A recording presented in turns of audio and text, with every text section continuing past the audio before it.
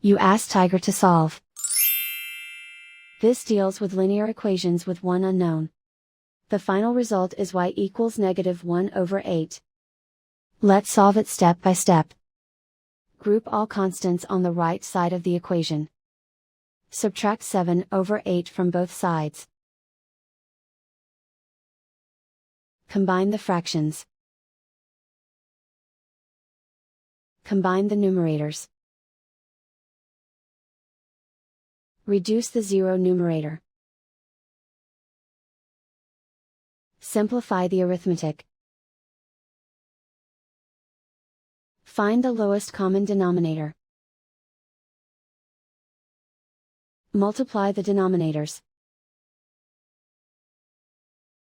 Multiply the numerators. Combine the fractions.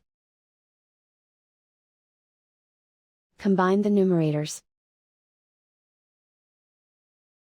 And so the final result is y equals -1/8.